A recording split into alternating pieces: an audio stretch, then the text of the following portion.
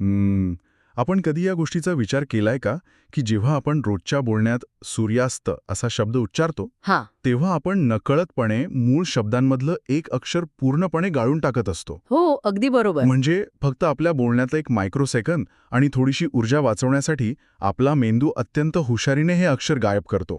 आणि गंमत म्हणजे आपल्याला याचा पत्ताही नसतो. हो ना, आपल्याला सवयच झालेली असते तसं बोलायची. नक्कीच. आता आजवर व्याकरणाची पुस्तकं आपल्याला नेहमीच थोडी कंटाळवाणी किंवा रटाळ वाटत आली आहेत. त्यातले ते कडक नियम, त्या व्याख्या. अगदी त्या व्याख्या. पण आज आपण त्या पुस्तकांच्या पानांमधनं बाहेर पडून प्रत्यक्ष मानवी शरीर आणि ध्वनिशास्त्राच्या जगात प्रवेश करणार आहोत. आजच्या या सखोल चर्चेत आपण मराठी भाषेतील संधी या विषयावर बोलणार आहोत. बरोबर. पण हे शाळेतल्या पाठांतरासारखं अजिबात नसेल. ठीक आहे, आपण हे थोडं उलगडून बघूया. संधी म्हणजे फक्त दोन शब्द जोडणं नाही. हा एक प्रकारचा वर्ड मॅथ किंवा शब्दांचा असा खेळ आहे जिथे दोन ध्वनी एकमेकांवर आदळतात आणि त्यातून एक नवीनच लिंग्विस्टिक फ्युजन म्हणजेच भाषिक एकत्रीकरण कसं होतं हे आपण पाहणार आहोत. अगदी बरोबर. कागदावरची भाषा ही खूप शिस्तबद्ध असते. प्रत्येक शब्दाची स्वतःची एक निश्चित जागा असते. पण जेव्हा आपण तीच भाषा प्रत्यक्षात बोलतो तेव्हा ती कागदावरच्या गणितासारखी एका सरळ रेषेत चालत नाही. आपला मेंदू आणि आपली जीभ अतिशय वेगाने काम करत असतात. आज आपण आपल्या उपलब्ध संदर्भ साहित्याच्या आधारे संधीचे 4 मुख्य प्रकार अभ्यासणार आहोत. अच्छा. स्वर संधी, व्यंजन संधी, विसर्ग संधी आणि शेवटी अतिशय रंजक अशी सीमा संधी. हे करताना आपण इंग्रजी व्याकरणामधील मॉर्फोफोनॉलॉजी आणि वर्ड बाउंड्रीज या संकल्पनांचाही आधार घेणार आहोत. म्हणजे हे फक्त मराठीपुरतं मर्यादित नाहीये तर? नाही, अजिबात नाही. हे नियम कुणीतरी मुद्दाम बनवले नाहीत, तर माणसाच्या मुखातून ध्वनी कसे बाहेर पडतात, याच्या विज्ञानातून कसे तयार झाले हे आपण उलगडून दाखवू. जेव्हा आपण या मागील ध्वनिशास्त्र समजून घेऊ ना, तेव्हा हा विषय पाठांतराचा न राहता मानवी शरीराच्या एका अद्भुत यंत्रणेचा अभ्यास वाटेल. हा दृष्टिकोन खरंच खूप वेगळा आहे. म्हणजे आपण व्याकरणाला आज विज्ञानाच्या आणि भौतिक शास्त्राच्या चष्म्यातून पाहणार आहोत. हो. तर या प्रवासाची सुरुवात आपण स्वर संधीपासून करूया. संदर्भांमध्ये याला द वॉवेल फ्युजन असंही म्हटलं आहे. The vowel fusion. आता जेव्हा दोन शब्द एकत्र येतात आणि त्यांच्या सीमेवरचे दोन्ही ध्वनी स्वर असतात तेव्हा नक्की काय घडतं? पण त्याआधी स्वर म्हणजे नक्की काय हे आपण थोडं स्पष्ट करूया का? नक्कीच. स्वर म्हणजे असे ध्वनी जे उच्चारताना आपल्या फुफ्फुसातून येणारी हवा तोंडात कुठेही अडवली जात नाही. अच्छा, हवा मोकळी असते. हो. ओठ, दात किंवा जीभ यांचा एकमेकांना स्पर्श होत नाही. हवा अगदी मोकळेपणाने बाहेर पडते. जसं अ, आ, ई, ई. आता स्वरसंधीमध्ये काय होतं की दोन शब्दांच्या सीमेवर असे दोन मोकळे ध्वनी समोरासमोर येतात. यातला पहिला आणि सर्वात सोपा प्रकार म्हणजे दीर्घत्व संधी. अच्छा. व्याकरणाच्या भाषेत सांगायचं तर दोन सजातीय स्वर लागोपाठ आले तर त्या दोन्हींबद्दल त्याच जातीतील एकच दीर्घ स्वर तयार होतो. थांबा, इथे मला थोडं थांबून विचारू द्या. हां. सजातीय स्वर म्हणजे काय? हे शब्द ऐकले की लगेच डोक्यावरून गेल्यासारखं वाटतं. सजातीय आणि विजातीय यामागचं लॉजिक काय? हे समजायला अगदी सोपं आहे. आपण एक छोटासा प्रयोग करूया. तुम्ही अ आणि आ हे दोन्ही ध्वनी लागोपाठ उच्चारून बघा आणि तुमच्या तोंडाच्या आकाराकडे लक्ष द्या. ठीक आहे. आ. माझ्या तोंडाचा किंवा जबड्याचा आकार फारसा बदलत नाहीये. बरोबर. फक्त आ म्हणताना तोंड थोडं जास्त उघडतंय आणि आवाज लांबतोय. अगदी बरोबर. तुमची जीभ आणि ओठ त्याच स्थितीत राहतात, फक्त उच्चार लांबतो. म्हणूनच याला एकाच जातीचे म्हणजेच सजातीय स्वर म्हणतात. अच्छा, म्हणजे एकाच घरातले. हो. जेव्हा अ आणि अ किंवा अ आणि आ एकत्र येतात तेव्हा 2 वेळा तोच ध्वनी काढण्याऐवजी आपली जीभ फक्त तो आवाज एकदाच पण लांबून उच्चारते. उदाहरणार्थ सूर्य आणि अस्त. सूर्याच्या शेवटी अ आहे आणि अस्तची सुरुवात अ ने होते. हे दोन्ही अ एकत्र येतात आणि जीभ दोनदा अडखळण्याऐवजी थेट एक दीर्घ आ तयार करते. शब्द बनतो सूर्यास्त. अरे वाह! म्हणजे सूर्य अस्त असं मध्ये न थांबता आपण पाण्याच्या प्रवाहासारखा सलग सूर्यास्त म्हणतो. हे तर पूर्णपणे ऊर्जेची बचत करण्याचा तंत्र आहे. हो ना. पण मला त्या गुणादेश संधीबद्दल सांगा. कारण संदर्भांमध्ये असं दिसतंय की तिथे फक्त लांबी वाढत नाही तर स्वराचं रूपच बदलून जातं. म्हणजे जसं दोन वेगळ्या रंगांची सरबतं एकत्र करून तिसराच रंग तयार होतो तसं काहीसं तिथे घडतं ना. हे अगदी अचूक उदाहरण दिलं तुम्ही. गुणादेशामध्ये खऱ्या अर्थाने गुणात्मक बदल होतो. आता मघाचाच प्रयोग पुन्हा करू. आता तुम्ही अ आणि ई हे ध्वनी लागोपाठ उच्चारा. अ ई. अरेच्चा, इथे मात्र माझा जबडा हलतोय. हं, म्हणताना जीभ वरच्या बाजूला जाते आणि ओठ थोडे पसरतायत. बरोबर. कारण अ आणि ई हे वेगवेगळ्या ठिकाणांहून उच्चारले जाणारे विजातीय स्वर आहेत. अच्छा, विजातीय म्हणजे वेगळ्या जातीचे. हो. आता समजा तुम्हाला ईश्वर अधिक इच्छा हे 2 शब्द सलग जोडायचे आहेत. र मधला अ आणि पुढचा ई. तुमच्या स्वरयंत्राला आणि जिभेला अच्या पोझिशनमधून अतिशय वेगाने ईच्या पोझिशनमध्ये जावं लागेल. बापरे, यात तर खूप वेळ आणि ऊर्जा जाईल. हो, यात खूप ऊर्जा खर्च होते. याला भाषिकशास्त्रात प्रिन्सिपल ऑफ लीस्ट एफर्ट म्हणजेच कमीत कमी कष्ट घेण्याची प्रवृत्ती म्हणतात. म्हणजे शॉर्टकट. अगदी शॉर्टकट. आपला मेंदू काय करतो, तो अ आणि ई या दोन्ही पोझिशन्सच्या बरोबर मधला एक रस्ता शोधतो. आणि तो मधला रस्ता म्हणजे ए हा ध्वनी. म्हणजे जीभ अच्या खालीही राहत नाही आणि ईच्या पूर्ण वरही जात नाही. ती मध्येच थांबून ए तयार करते. हो. म्हणून ईश्वर इच्छा असं तुटक बोलण्यापेक्षा आपण अत्यंत मजेत ईश्वरेच्छा म्हणतो. अगदी बरोबर. हे लॉजिक खरंच थक्क करणार आहे. आपण मुद्दाम ठरवून व्याकरणाचा नियम लावत नाही, तर आपलं शरीर स्वतःची सोय बघत असतं. यात स्वरसंधीमध्ये यणादेश नावाचाही एक प्रकार आहे. तो कसा काम करतो? यणादेश हा स्वरसंधीचा एक अतिशय गतिमान प्रकार आहे. गतिमान? हो. जेव्हा ई, उ किंवा रू या स्वरांपुढे एखादा विजातीय स्वर येतो, तेव्हा त्यांचं रूपांतर अनुक्रमे य, व आणि र या व्यंजनांसारख्या ध्वनींमध्ये होतं. अच्छा, म्हणजे स्वर चक्क व्यंजन बनतो? हो. आता ई आणि य या 2 ध्वनींचा उच्चार अगदी जवळचा आहे. जेव्हा आपण प्रीती अधिक अर्थ म्हणायला जातो, तेव्हा ती मधला ई आणि अर्थ मधला अ समोरासमोर येतात. वेगाने बोलताना तो ई इतका घाईघाईने उच्चारला जातो की तो स्वर न राहता य हे व्यंजन बनून जातं आणि तो अ मध्ये मिसळतो. त्यामुळे प्रीती अर्थऐवजी आपण प्रित्यर्थ असा शब्द तयार करतो. म्हणजे घाईच्या वेळी स्वरांचा प्रवाह चक्क व्यंजनासारखा कडक होतो. तर हे सगळं ऐकताना जाणवतंय की स्वरांच्या या गुळगुळीत प्रवाहात एक प्रकारची लयबद्धता आहे. नक्कीच. पण भाषेचा प्रवाह नेहमीच इतका गुळगुळीत नसतो. जसं आपण मगाशी म्हणालात की स्वर उच्चारताना हवा कुठेही अडत नाही, पण जेव्हा हवा अडते तेव्हा काय होतं? कधीकधी शब्दांच्या सीमांवर स्वरांऐवजी व्यंजने एकमेकांवर आदळतात आणि इथूनच आपला पुढचा टप्पा सुरू होतो, तो म्हणजे व्यंजनसंधी. होय. आणि याला आपण द कॉन्सोनंट क्लॅश म्हणू शकतो. कॉन्सोनंट क्लॅश, भारी शब्द आहे. हो.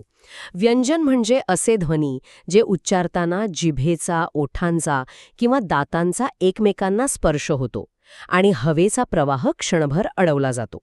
जसं क, त, प, च. अच्छा. जेव्हा जवळ येणाऱ्या 2 वर्णांपैकी पहिले व्यंजन असते आणि दुसरे व्यंजन किंवा स्वर असतो, तेव्हा त्याला व्यंजनसंधी म्हणतात. इंग्रजीत या प्रक्रियेला आपण कॉन्सोनंट असिमिलेशन म्हणू शकतो, जिथे एक व्यंजन दुसऱ्या व्यंजनाच्या प्रभावाखाली स्वतःला पूर्णपणे बदलून टाकतं. मग हे बदल नक्की कसे होतात? संदर्भांमध्ये प्रथम व्यंजनसंधी असं उल्लेख आहे. मला हे थोडं कडक शिस्तीच्या माणसांसारखं वाटतंय. अगदी तसंच आहे हे. प्रथम व्यंजनसंधीमध्ये कठोर नियमांची अंमलबजावणी होते. बापरे. जेव्हा एखाद्या व्यंजनापुढे कठोर व्यंजन येतं, तेव्हा त्या पहिल्या व्यंजनाच्या जागी त्याच्याच वर्गातील पहिले कठोर व्यंजन येते. उदाहरणार्थ विपद अधिक काल.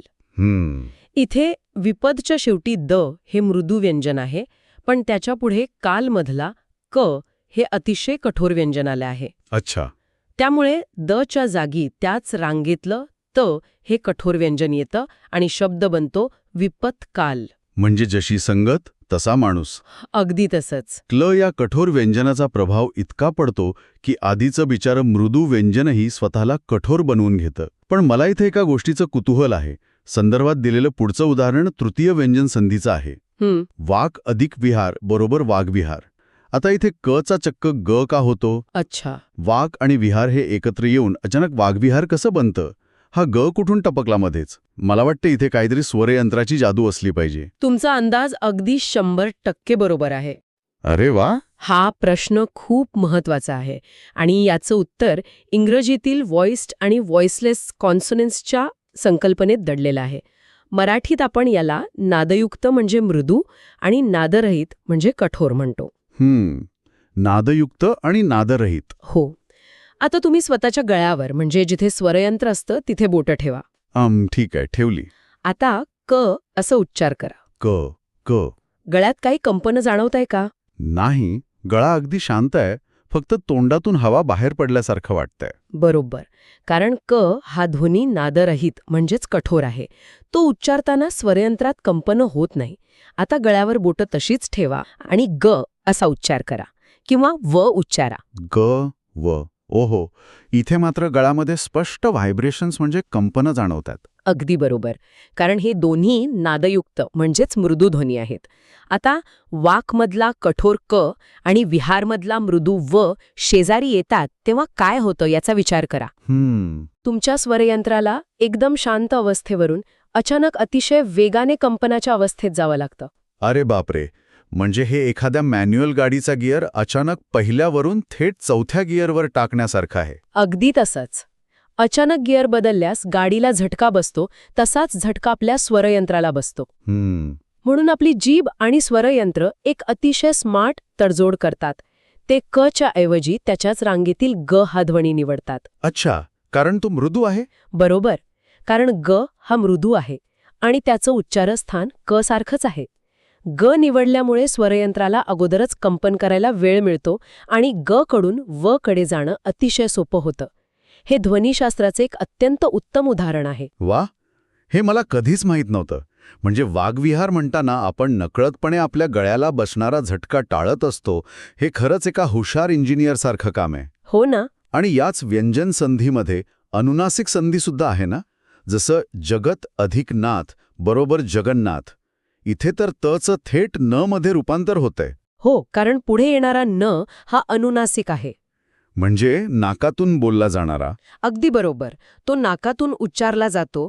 त्याच्या प्रभावामुळे आधी येणारा त सुद्धा त्याच्याच रांगेतील अनुनासिक नचं रूप धारण करतो. अच्छा. पुन्हा एकदा हे कॉन्सोनंट असिम्युलेशनचं उत्तम उदाहरण आहे, जिथे एक ध्वनी शेजारच्या ध्वनीचे गुणधर्म पूर्णपणे आत्मसात करतो, जेणेकरून बोलण्याचा प्रवाह अखंड राहील. क्या बात आहे. आता आपण स्वरांचा मोकळा प्रवाह बघितला, व्यंजनांची आणि त्यांच्या कंपनांची टक्कर बघितली. पण यानंतर एक असा प्रकार आहे जो मला सर्वात रहस्यमय वाटतो. तो म्हणजे विसर्ग संधी. विसर्ग म्हणजेच शब्दाच्या शेवटी सोडला जाणारा श्वास. बरोबर. ज्याला आपण कागदावर लिहून दाखवताना शब्दाच्या पुढे 2 टिंब देतो. मला खरंच प्रश्न पडलाय की हा नुसता श्वास संधी कशी लय करू शकतो. हा प्रश्न खूप स्वाभाविक आहे. विसर्ग म्हणजे ह सारखा होणारा एक हलकासा उच्चार. विसर्गापुढे जेव्हा एखादे व्यंजन किंवा स्वर येतो तेव्हा त्या विसर्गामध्ये जे बदल होतात त्याला आपण विसर्ग संधी म्हणतो. यात प्रामुख्याने काही मोठे प्रकार आपण पाहू शकतो. पण मला हे समजून घ्यायचंय की हा बदल नक्की कसा आणि का होतो. संदर्भांमध्ये पाहिलं तर पहिला नियम सांगतो की विसर्गाचा ओ होतो आणि तो मागील अ मध्ये मिसळून ओ होतो. हो. पण असं का?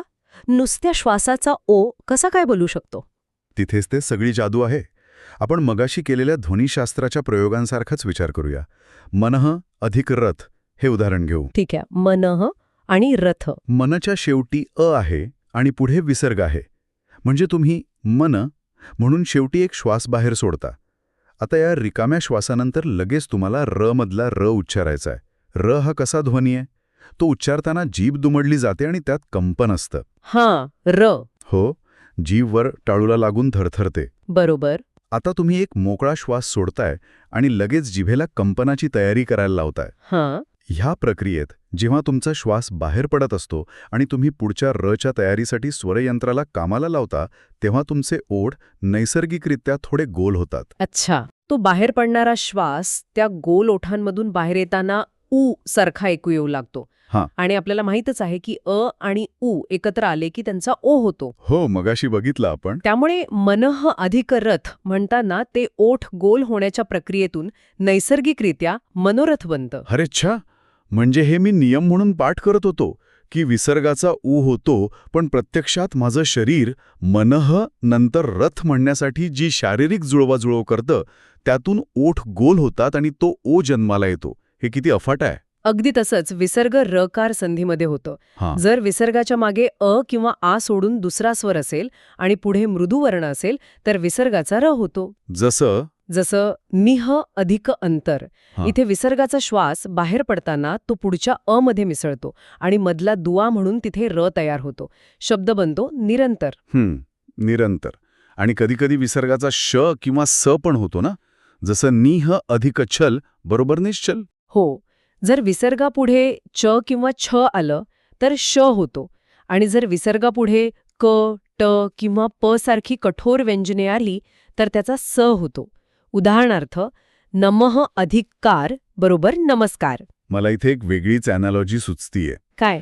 आधी मला वाटायचं की विसर्ग हा एखाद्या सरड्यासारखा आहे, जो समोरच्यानुसार रंग बदलतो. पण नाही, आता मला वाटतं की विसर्ग हा खऱ्या अर्थाने पाण्याचा प्रवाह आहे. तो स्वतः फक्त एक रिकामी हवा किंवा श्वास आहे. तो ज्या भांड्यात ओतला जाईल त्याचा आकार तो घेतो. अरे वा, छान विचार आहे हा. जर समोरचं भांडं र सारखं कंपन असलेलं असेल तर तो ओठांना गोल करून ओ बनतो, आणि जर समोरचं भांडं क सारखं अत्यंत कडक आणि तीक्ष्ण असेल तर तो पाण्याच्या फवाऱ्यासारखा बारीक फटीतून बाहेर पडतो आणि त्याचा स असा आवाज येतो. अगदी बरोबर. म्हणून नमः अधिक कारमध्ये तो श्वास स बनून आपल्याला नमस्कार मिळाला. त्याला पूर्णपणे ढालून घेतो. आणि ही सगळी किमया केवळ हवा आणि आपला मुखावयव यांच्यातल्या घर्षणाची आहे. हे सगळं ऐकायला खूप भव्य वाटते. आपण आत्तापर्यंत बघितलेले हे बहुतांश नियम थेट संस्कृतमधून आलेले आहेत, जिथे उच्चारांची शुद्धता खूप महत्वाची मानली जाते. पण आपण रोजच्या बोलीभाषेत भरभर वाक्य बोलताना या सगळ्या नियमांचा इतका बारकाईने विचार करतो का? शब्दांच्या सीमांवर, म्हणजेच ज्याला आपण वर्ड बाउंड्रीज म्हणतो, तिथे प्रत्यक्ष संभाषणात काय घडतं? इथेच तर आपण आपल्या चर्चेच्या शेवटच्या आणि अत्यंत व्यावहारिक टप्प्यावर येतो. सीमा संधी आणि मराठीतील विशेष संधी. अच्छा. संस्कृत संधीचे नियम कडक आहेत आणि ते शब्दांच्या आत बदल घडवतात. पण मराठीने आपल्या सोयीनुसार संभाषणात काही वेगळे मार्ग शोधले आहेत. मला या सीमासंधीबद्दल जाणून घ्यायची खूप उत्सुकता आहे, कारण याचा थेट संबंध आपल्या रोजच्या बोलण्याशी आहे. ध्वनिशास्त्रात किंवा इंग्रजीमध्ये याला जंक्चर असं म्हणतात. जंक्चर. जंक्चर म्हणजे दोन ध्वनींमधला किंवा शब्दांमधला जोड. वाक्य बोलताना आपण विराम म्हणजेच पॉज कुठे घेतो, यावर वाक्याचा अर्थ कसा पूर्णपणे बदलू शकतो, हे सीमासंधी आपल्याला शिकवते. जेव्हा आपण दोन शब्दांमधली सीमा एका सेकंदाच्या फ्रॅक्शनसाठी बदलतो, तेव्हा अर्थाचा कसा अनर्थ होऊ शकतो, हे बघायला खूप रंजक आहे. याचं एखादं उदाहरण देता येईल का? मला बघायचंय की एका छोट्याशा पॉजमुळे किती फरक पडू शकतो. हो, एक अतिशय प्रसिद्ध आणि मजेशीर उदाहरण आपल्या संदर्भात दिलेलं आहे. तुम्ही फक्त माझ्या बोलण्याच्या लयीकडे आणि मी कुठे थांबतोय याकडे लक्ष द्या.